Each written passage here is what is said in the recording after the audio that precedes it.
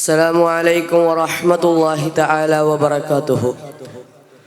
بسم الله والحمد لله والصلاة والسلام على أشرف المخلوقين وعلى آله وصحبه أجمعين أما بعد.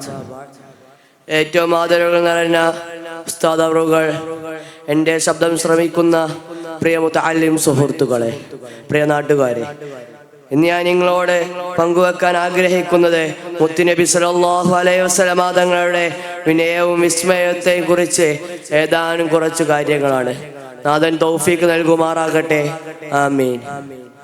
ഒരു ദിവസം നബി സല്ലല്ലാഹു അലൈഹി വസല്ലമ തങ്ങൾ കാലിൽ നീരുകെട്ടുവോളം സുന്നത്ത് നമസ്കരിക്കുന്നത് കണ്ട് ഒരിക്കൽ ആയിഷ ബിബി റളിയല്ലാഹു അൻഹ ചോദിക്കുകയാണ്, ഓ നബിയെ, നിങ്ങൾക്ക് മുൻ കഴിഞ്ഞു പോയ പാപങ്ങളും വരാനിരിക്കുന്നതുമായ എല്ലാ പാപങ്ങളും അല്ലാഹു സുബ്ഹാനഹു വ തആല പുറത്തു നൽകിയിട്ടില്ലേ? പിന്നീട് എന്തിനാണ് ഇങ്ങനെ കഷ്ടപ്പെടുന്നത്? ഉടനെ നബി സല്ലല്ലാഹു അലൈഹി വസല്ലമ തങ്ങൾ പറഞ്ഞു, അഫലാ അകൂന അബദൻ ശകൂറ, ഓ ആയിഷ, ഞാൻ നന്ദിയുള്ള അടിമയാവേണ്ടേ ആയിഷ?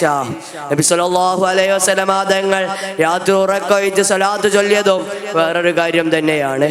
അതിൽ നിന്ന് എടുത്തു പറയേണ്ട വേറൊരു കാര്യമാണ്, നബി സല്ലല്ലാഹു അലൈഹി വസല്ലമ തങ്ങൾ ബദർ യുദ്ധത്തിന് വേണ്ടി പോകുന്ന സമയത്ത് അലി തങ്ങൾക്കും മർസദ് തങ്ങൾക്കും നബി സല്ലല്ലാഹു അലൈഹി വസല്ലമ തങ്ങൾക്കും ഒരൊട്ടകമായിരുന്നു ഉണ്ടായിരുന്നത്. നബി സല്ലല്ലാഹു അലൈഹി വസല്ലമ തങ്ങളുടെ ഊഴമെത്തിയപ്പോൾ അലിയാർ തങ്ങളും മർസദ് തങ്ങളും വന്നതുകൊണ്ട് പറയുകയാണ്, നബിയെ, ഞങ്ങളുടെ ഊഴത്തിലും നബി സല്ലല്ലാഹു അലൈഹി വസല്ലമ തങ്ങൾ ഇരുന്നാൽ മതി. നബി സല്ലല്ലാഹു അലൈഹി വസല്ലമ തങ്ങൾ പറഞ്ഞു, ഞാൻ ഇരിക്കില്ല, കാരണം ഞാൻ നിങ്ങളെക്കാൾ ആരോഗ്യവാനും നിങ്ങളെപ്പോലെ അല്ലാഹു സുബ്ഹാനഹു വ തആലയുടെ കൂലി ഞാനും ആഗ്രഹിക്കുന്നുണ്ട്. വേറൊരു വേളയിൽ മസ്ജിദുൻ നബവിയുടെ പണി നടക്കുന്ന സമയം നബി സല്ലല്ലാഹു അലൈഹി വസല്ലമ തങ്ങൾ കല്ല് നീക്കി വെക്കുന്ന കാര്യത്തിൽ സജീവമായി മുന്നിൽ തന്നെയുണ്ട്. അപ്പോൾ ഒരു സ്വഹാബി വന്നുകൊണ്ട് ചോദിക്കുകയാണ്, ഓ നബിയെ, ഞങ്ങൾ ഇവിടെയുള്ള മുഴുവൻ പണിയും ചെയ്തു കൊള്ളാം, അങ്ങ് ഇരുന്നു കൊള്ളൂ, അങ്ങ് വിശ്രമിച്ചു കൊള്ളൂ.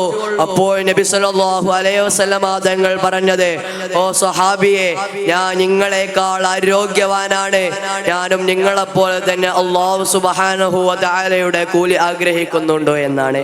നബി സല്ലല്ലാഹു അലൈഹി വസല്ലമ തങ്ങൾ തോല് കളയാത്ത ഗോതമ്പ് തിന്നാൻ ക്ഷണിക്കുമ്പോഴും ആ ക്ഷണം സ്വീകരിച്ചു പോവുമായിരുന്നു. എന്നാൽ ഇക്കാലത്തെ ഏത് രാജഗോജാക്കൾക്കാണ് അങ്ങനെ അവരുടെ അഹങ്കാരം അതിന് സമ്മതിക്കുമോ ആ ക്ഷണം സ്വീകരിച്ചു പോകുവാൻ? എന്നാൽ നബി സല്ലല്ലാഹു അലൈഹി വസല്ലമ തങ്ങൾ ആ ക്ഷണം സ്വീകരിച്ചു പോയിരുന്നു. നബി സല്ലല്ലാഹു അലൈഹി വസല്ലമ തങ്ങളും മൂന്നാളുകളും ഒരു യാത്രയിലായിരുന്നു. അവർ ഒരു ഇടത്ത് കുതിര നിർത്തി വെച്ചുകൊണ്ട് അവരുടെ പ്രധാന ലക്ഷ്യം വിശ്രമവും ഭക്ഷണം പാകം ചെയ്യലുമായിരുന്നു. അപ്പോൾ അവരിൽ നിന്ന് ഒരാൾ പറഞ്ഞു, ഞാൻ ആടിനെ അറുത്ത് തോല് കളയാം. വേറൊരാൾ പറഞ്ഞു, ഞാൻ ആടിനെ മുറിച്ചു തരാം. അവരിൽ നിന്ന് വേറൊരാൾ പറഞ്ഞു, ഞാൻ അതിനെ പാകം ചെയ്തു തരാം. ഉടനെ നബി സല്ലല്ലാഹു അലൈഹി വസല്ലമ തങ്ങൾ പറഞ്ഞു, ഞാൻ ഇതിനുള്ള വിറക് ശേഖരിച്ചു കൊണ്ടുവരാം. നബി സല്ലല്ലാഹു അലൈഹി വസല്ലമ തങ്ങളെ തടഞ്ഞു. കാരണം അറബികൾക്കിടയിലെ കിരീടം വെക്കാത്ത രാജാവാണ് മുത്തുനബി മുസ്തഫ സല്ലല്ലാഹു അലൈഹി വസല്ലം. നബി സല്ലല്ലാഹു അലൈഹി വസല്ലമ തങ്ങളെ പ്രവർത്തിക്കാൻ അവർ സമ്മതിച്ചില്ലെങ്കിലും നബി സല്ലല്ലാഹു അലൈഹി വസല്ലമ തങ്ങൾ തന്റെ സേവനം അനുഷ്ഠിച്ചു.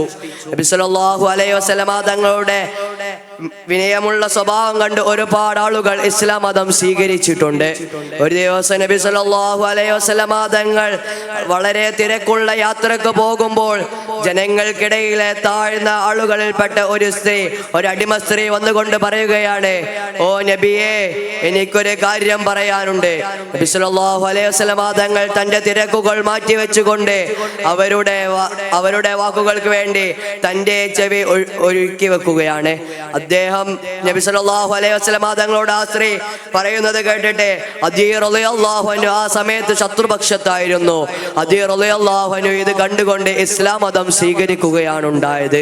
നബി സല്ലല്ലാഹു അലൈഹി വസല്ലമ തങ്ങൾ അറബികൾക്കിടയിലെ രാജാവാണ്. എന്നിട്ടും പക്ഷേ ജനങ്ങൾക്ക് എന്താണ് ആവശ്യമുള്ളത് അതെല്ലാം ചെയ്യുകയും തന്നാൽ കഴിയുന്ന എല്ലാവിധ സേവനങ്ങളും നബി സല്ലല്ലാഹു അലൈഹി വസല്ലമ തങ്ങൾ ചെയ്തിരുന്നു.